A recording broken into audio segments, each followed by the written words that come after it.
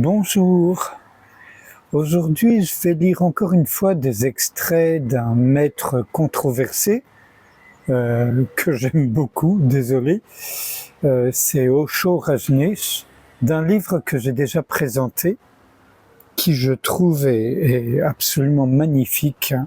C'est Le Livre des Secrets, aux éditions Spiritualité Vivante Albin Michel, qui est en réalité, alors celui-ci en français est une toute petite partie, en anglais il est beaucoup plus gros, des commentaires sur le Vijnana Bhairava Tantra de Rajneesh, Osho Rajneesh. Un extrait de la 4e. Il y a 5000 ans, Devi, assise sur les genoux de son bien-aimé, Shiva, l'écoutait lui décrire les 112 méthodes de transformation de l'énergie vers des états de conscience et des potentialités cachées. Ils inventaient le tantra. Voilà. Donc juste des extraits, parfois de commentaires, parfois du Vijnana Bhairava. Essayez d'être témoin. Quoi qu'il arrive, essayez d'être témoin. Vous êtes malade, vous souffrez, votre corps est malade, votre corps est douloureux. Soyez le témoin de la maladie, de la douleur. Quoi qu'il arrive, ne vous identifiez pas avec ce qui se passe. Soyez-en le témoin, l'observateur. Si vous êtes capable d'être un observateur, sachez que vous êtes centré sur le 3e œil. C'est aussi le cas inversement. Si vous êtes centré sur le 3e œil, il vous est possible de devenir observateur. Les deux choses font partie d'un même processus. Ainsi, si vous êtes centré sur le 3e œil, le moi témoin se développe. C'est une première chose. La seconde, c'est que maintenant, vous pourrez sentir la vibration subtile, délicate de la respiration. Vous pourrez sentir la forme de la respiration et l'essence de la respiration. Il faut d'abord comprendre ce que la forme et l'essence de la respiration signifient. Quand vous respirez, vous ne respirez pas uniquement de l'air. La science dit que vous ne respirez que de l'air, de l'oxygène, de l'hydrogène et d'autres gaz qui composent ce qu'on appelle l'air. Le tantrisme, lui, dit que l'air n'est qu'un véhicule, le véhicule du prana, la vitalité. L'air n'est que la forme. Le prana est le contenu. Vous respirez le prana et non pas uniquement de l'air. J'arrête là pour cet extrait. Et l'essence de la respiration, je ne sais plus ce qu'en dit Osho, mais c'est évidemment l'espace infiniment ouvert, le silence, d'où tout provient et où tout retourne. L'esprit du sage ne dissocie pas les choses. Le sage ne sait pas ce qui est bien ou ce qui est mal. Il est comme l'enfant, mais à la différence de l'enfant, il a connu la division. Il a connu cette division, mais il est allé au-delà. Il l'a transcendée.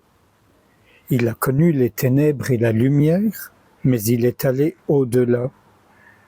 À présent, il sait que les ténèbres font partie de la lumière et que la lumière fait partie des ténèbres. Pour lui, les ténèbres et la lumière sont un tout, des degrés différents d'un même phénomène. Et c'est ainsi qu'il voit toutes choses. La vie et la mort, l'amour et la haine, le bien et le mal, tout fait partie d'un seul phénomène, tout procède d'une même énergie. Plus loin, quand l'innocence n'est qu'ignorance, elle ne sert à rien. Il faudra vous en débarrasser pour atteindre la maturité. L'abandon de la connaissance et la transcendance de la connaissance font partie du processus de maturité, du fait de devenir adulte.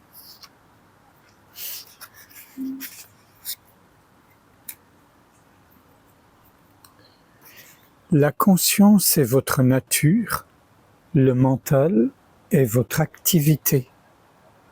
On a coutume de croire que le mental est substance, mais en réalité, c'est une activité comme la marche. Quand vous vous arrêtez, vous ne marchez plus. La marche n'existe plus. On ne peut pas dire que la marche se repose ou qu'elle attend. Elle n'est plus. Vos jambes sont encore là, elles peuvent marcher, mais si elles s'arrêtent, la marche n'existe plus. La conscience est comme vos jambes, c'est votre nature. Le mental est comme la marche, une simple activité. Quand la conscience se déplace d'un point à un autre, ce mouvement c'est le mental. Si vous arrêtez le mouvement, le mental n'existe plus. Vous êtes conscient, mais il n'est plus là.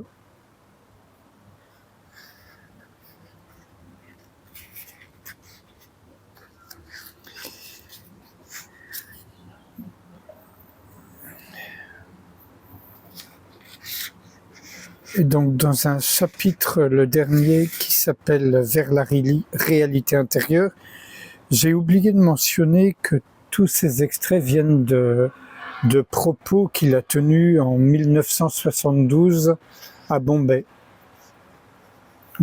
Donc là, voici des extraits 22, 23, 24 du Vijnana Bhairava, tel que traduit ici. Placez votre attention sur un événement passé et même votre forme, ayant perdu ses caractéristiques présentes, sera transformée. 23. Ressentez la présence d'un objet devant vous. Ressentez l'absence de tous les autres objets. Puis au-delà de la présence de l'un et de l'absence des autres, réalisez. 24. Quand vous éprouvez un sentiment envers quelqu'un, quel que soit ce sentiment, ne le projetez pas sur la personne en cause, mais restez au centre de vous-même. Et le tout dernier extrait, court. Vous êtes semblable à une rivière qui coule. Votre forme change constamment. La forme que vous avez ce soir n'est plus celle que vous aviez cet après-midi. Alors remontez le cours de vos souvenirs et observez-les avec le détachement d'un étranger.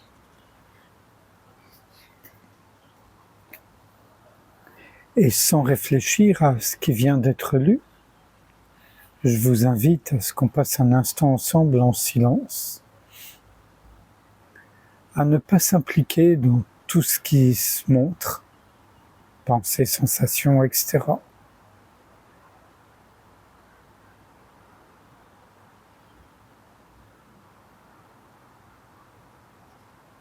On peut un instant s'amuser, mettre en application l'une des consignes du Vijnana Bhairava, qui est de sentir la présence de quelque chose en face de soi, quoi que ce soit.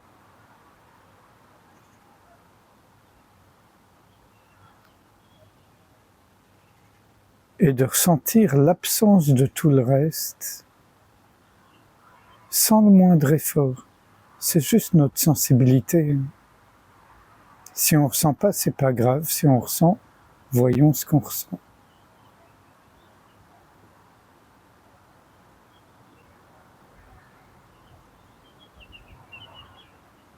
Et à nouveau, on peut tout oublier, tout ça, tous les efforts.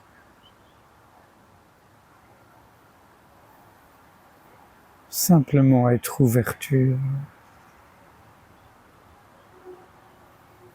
Ne pas s'impliquer dans les pensées, les sensations, etc.